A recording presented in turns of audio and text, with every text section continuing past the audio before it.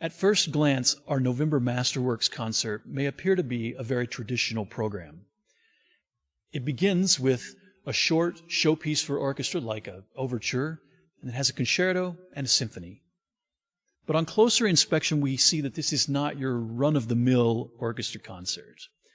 Perhaps most obvious is the fact that the concerto, not the symphony, occupies the second half and is in fact the longest work on the program. And yes, Beethoven's Violin Concerto is symphonic in scale and has an unusual degree of heft that warrants its placement as a closer in the concert. Meanwhile, Sibelius' Seventh Symphony comes in at a very brief 22 minutes and is complete in a single movement. But it's a tightly constructed piece of music, and there are treasures all over in that very compact space. Despite the fact that the three works were composed in three different centuries and in different styles, there are several aspects that tie them together on the program. Each of the composers demonstrates extraordinary command of the orchestra as an instrument.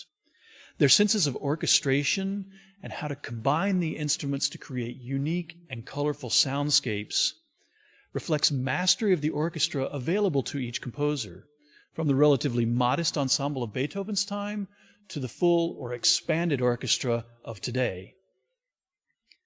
I'll also note that each of these compositions is crafted with a remarkable degree of economy of ideas.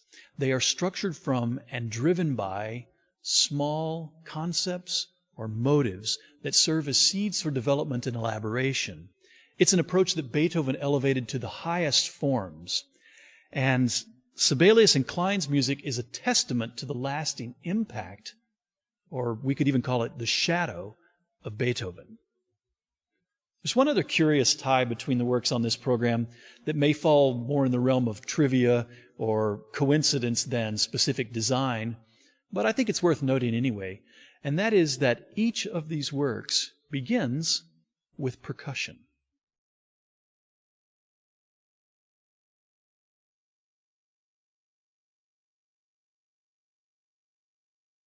The concert opens in glorious fashion with a percussive whack that unleashes a swirl of sound. And that swirling never really ceases until the music reaches its conclusion about 5 minutes later. Anna Klein's Masquerade was commissioned by the BBC for a premiere by the BBC Symphony at the last night of proms in 2013. Now, the last night of the proms is always a lively event with a capacity crowd filling the Royal Albert Hall for rousing patriotic celebrations.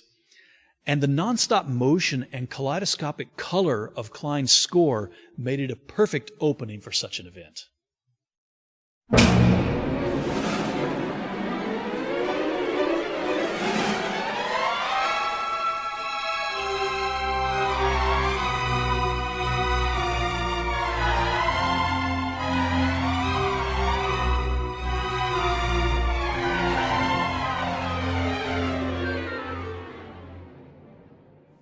Anna Klein drew her inspiration from the tradition in the 18th century of having promenade concerts in London's pleasure gardens, where people from all walks of life came together and were entertained by performers and spectacles ranging from acrobats and dancers to masked parties and fireworks.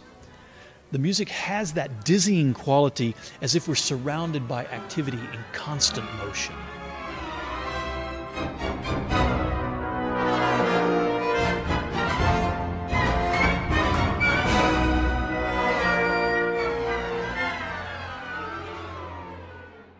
The music is perpetually lofted upward and then descending in waves.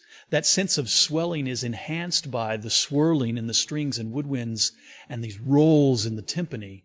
And meanwhile, the brass present fanfare-like gestures that remind us of the jubilant setting. Adding to that sense of location and the distant past, Klein employs quotation of an old English drinking and dancing song, Juice of the Barley.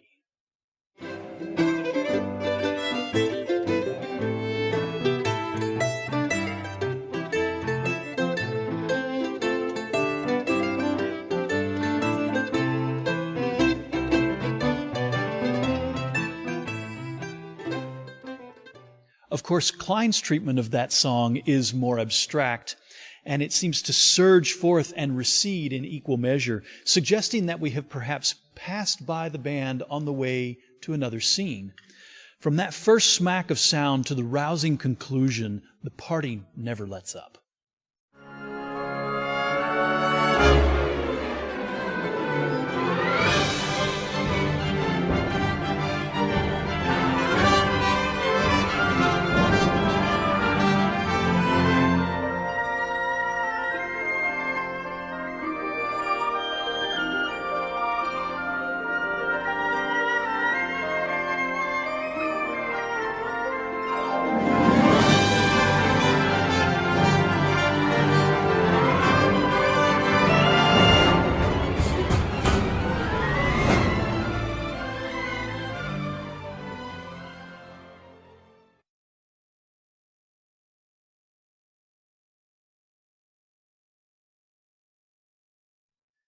After the wild energy of Klein's Masquerade, the patient intensity of Sibelius' Seventh Symphony may be a bit of a shock.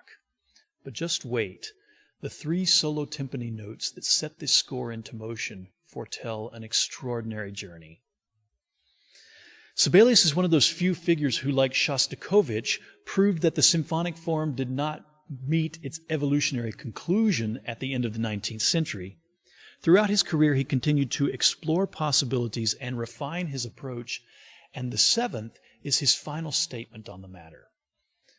There's plenty of evidence that he did, in fact, write an 8th symphony, but the world never met it, and it may well have ended up consigned to the flames. And once he composed that 7th symphony, Sibelius essentially hung up his pen and spent the last 31 years of his life not composing, and in fact rarely even discussing music in a public forum.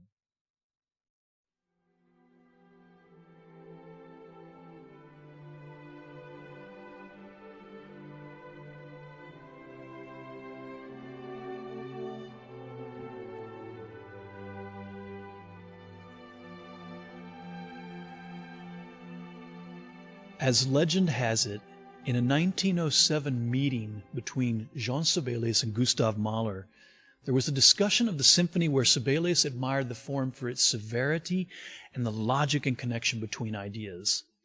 Mahler's famous response was that no, the symphony must be like a world. It must encompass everything. And no one's really going to doubt the cosmic nature of Mahler's symphonies, but it's perhaps Sibelius whose gift for symphonic world-making achieves that goal in even greater form.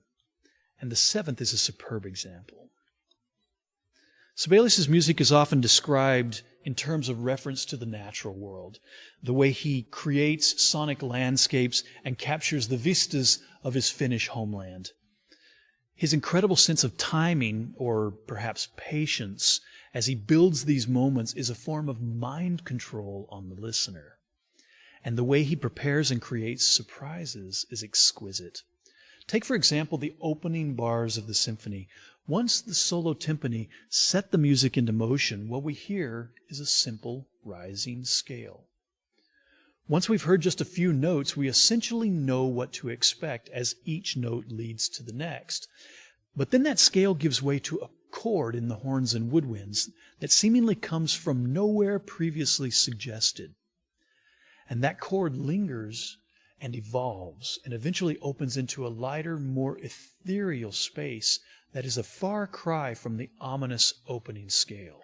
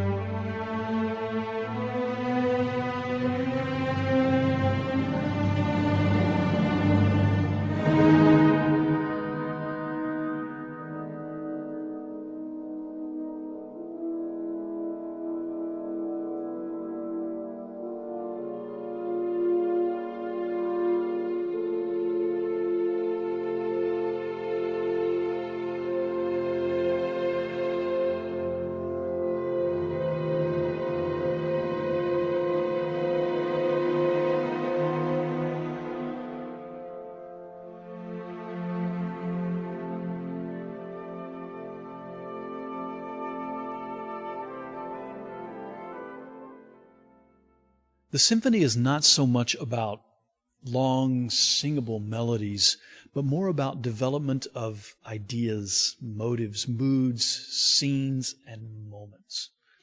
Sibelius is a true master of creating moments and spaces in the music.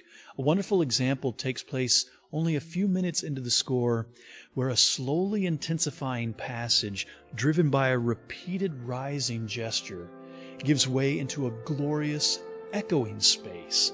It's reminiscent of a vast valley or a canyon.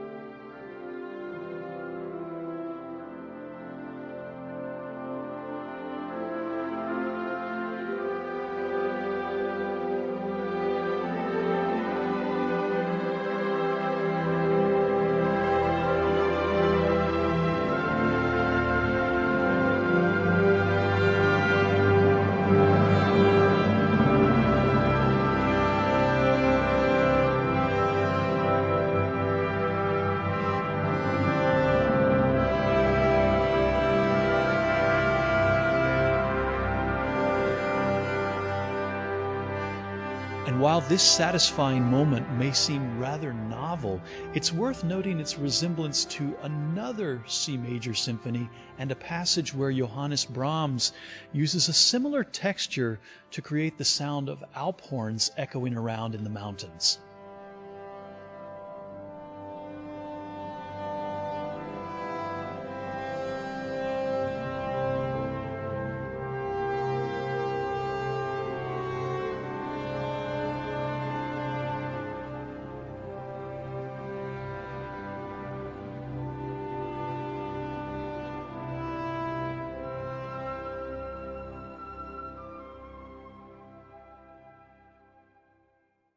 When Sibelius began the Seventh Symphony, he envisioned it as a multi-movement work, and at the premiere he demurred, referring to it as a symphonic fantasia, but he eventually accepted that it was just in fact a single-movement symphony.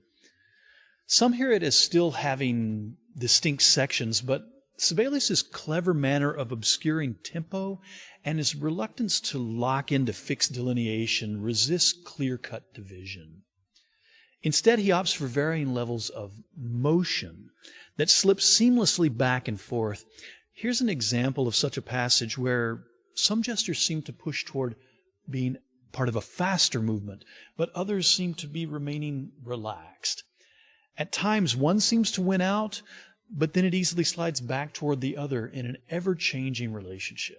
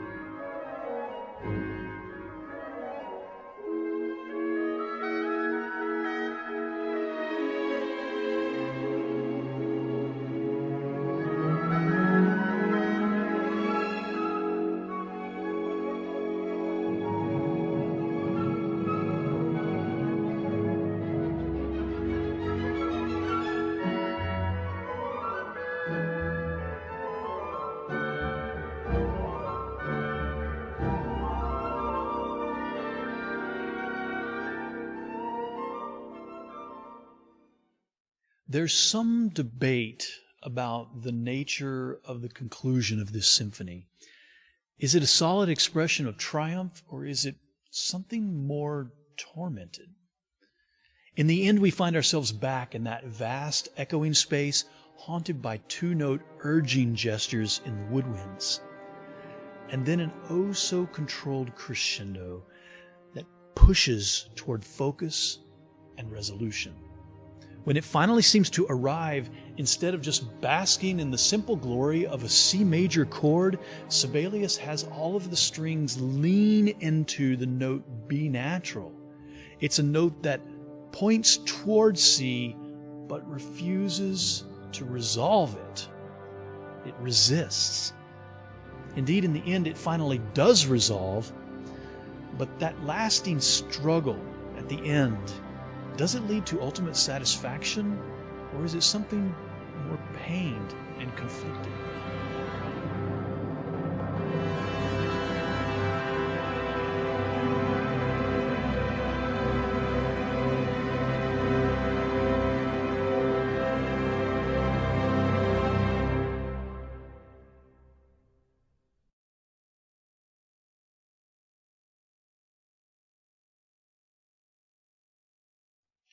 On its face, a concerto can simply be a vehicle for showing off the skills of a soloist with orchestral accompaniment. And many are just that. You can usually tell when the orchestra just plays supporting chords and maybe some background rhythms and occasionally chimes in on a tune or two. But Beethoven and many subsequent composers, most notably perhaps is Brahms, really saw the symphonic potential of the concerto. Beethoven's Violin Concerto is a fantastic example of this symphonic concerto approach, and it's therefore comfortably at home as the second half of an orchestral program. The work has a fascinating history, and it's somewhat troubled as well, with audiences taking several decades to accept it as the cornerstone of the violin repertoire that we know it as today. And a lot of that had to do with the result of its difficulty for the soloist and the fact that it isn't just a simple flashy vehicle full of catchy tunes and virtuosic pyrotechnics.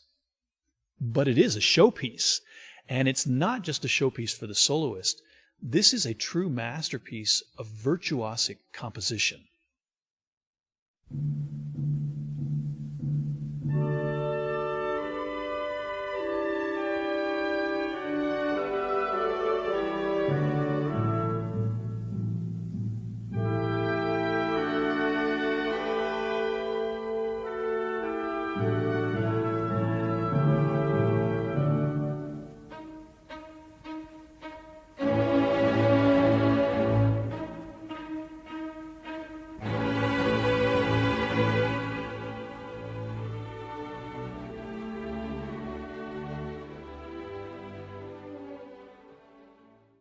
The concerto opens with 5 strokes on the kettle drum, the first 4 of which are completely solo.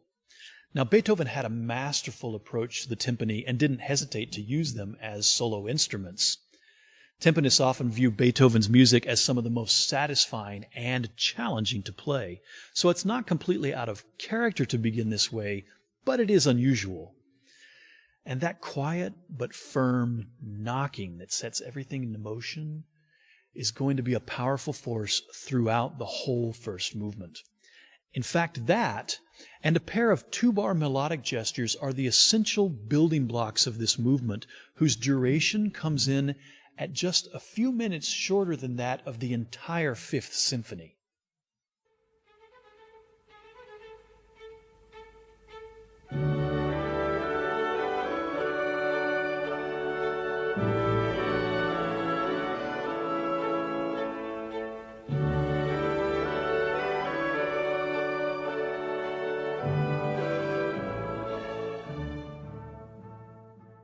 Throughout the concerto, the role of the solo violin is less that of a tune carrier and more that of a commentator, ornamenter, or elaborator. Until the last movement, the soloist rarely plays the main theme in a straightforward form. When it does play main themes, they are usually embellished in a seemingly improvised manner. Take, for example, this passage where the violin finally joins the main theme in the first movement, comprised of a stepwise rising gesture that then descends by leap, and a responding gesture that descends by step and then by leap. During the first portion, the violin accompanies the woodwinds who are playing it, and the violin's playing a trill. Then, after it briefly sings the melody, the violin wanders back into that embellishment role while the strings play the theme.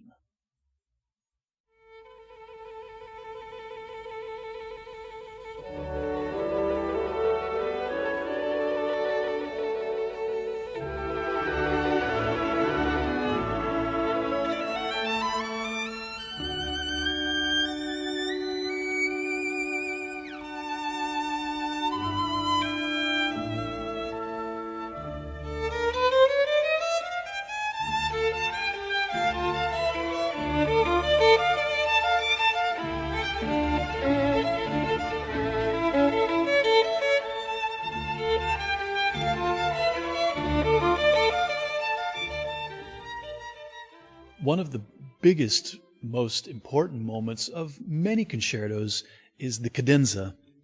It's a place where the orchestra bows out and the soloist is invited to play their own commentary on the music.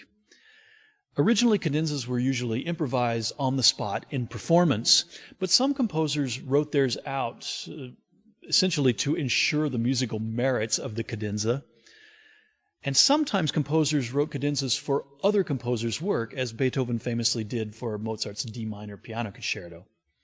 In this concerto, Beethoven leaves the cadenzas up to the player, but in a sense, so much of the concerto is cadenza-like.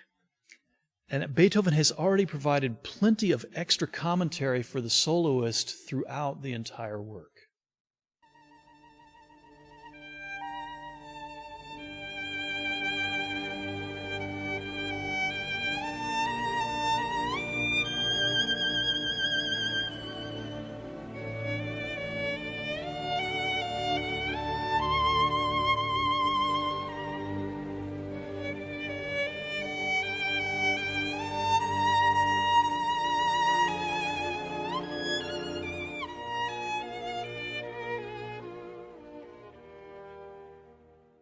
That feeling of violin solo as a cadenza-like commentator continues throughout the concerto. In the second movement, the main theme is a chorale that returns again and again in variation, but the violin never really just plays that main song. Instead, it often hovers above as a sort of silvery lining, decoration above the theme. It's essential, but it's not the tune.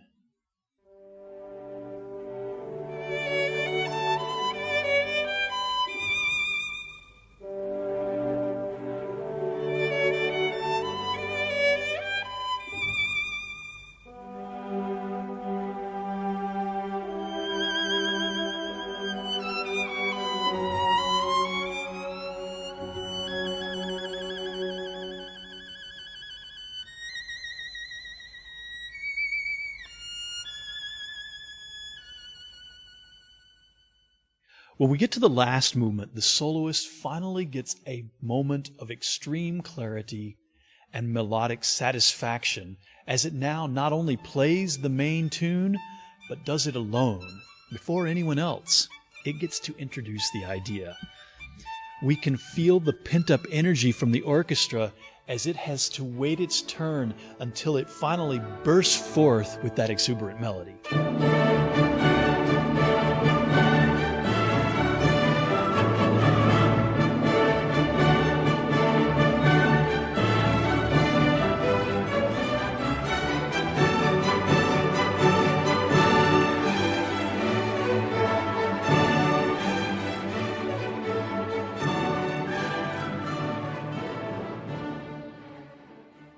But it doesn't remain this simple. As in other movements, the violin solo often moves along into elaborate commentary, passages of development, and virtuosic display, while the orchestra seems to be hovering in the background with constant reminders of the main tune. It's almost as if the orchestra is saying, "Remember what this is all about."